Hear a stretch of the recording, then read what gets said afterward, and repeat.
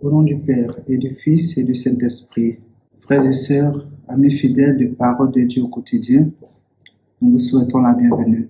Aujourd'hui, vendredi 21 novembre 2025, nous célébrons dans la joie la présentation de la Bienheureuse Vierge Marie.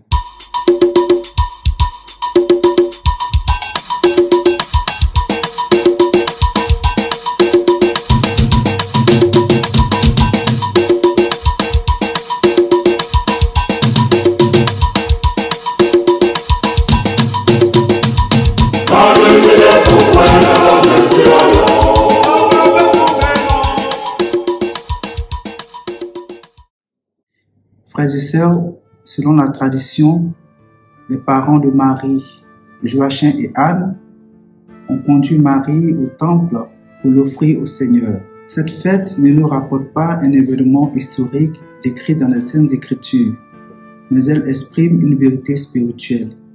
Marie, dès son enfance, fut consacrée à Dieu. Par son oui silencieux et total à Dieu, elle devient le modèle parfait du don de soi à Dieu. Cette consécration de Marie à Dieu exprime la gratitude et la foi de ses parents.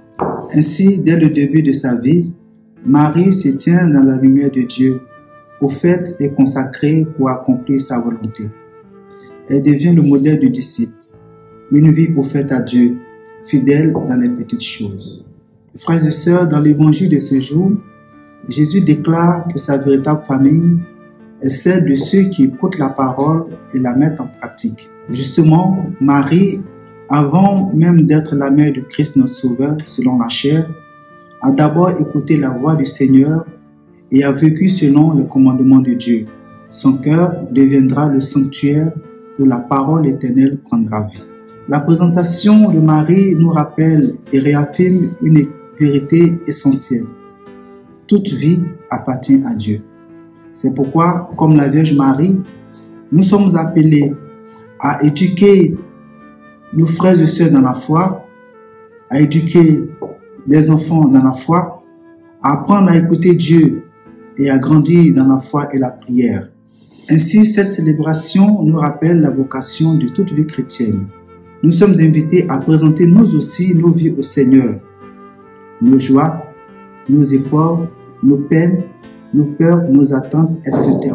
Offrons-nous à Dieu pour qu'il fasse de nous des temples vivants habités par son esprit, afin que nous soyons des témoins vivants de son amour et de sa miséricorde dans nos familles, dans nos lieux de service, dans notre ville, la Côte d'Ivoire, en Afrique et dans le monde entier. Que Dieu nous prenne en grâce et qu'il nous bénisse. Amen.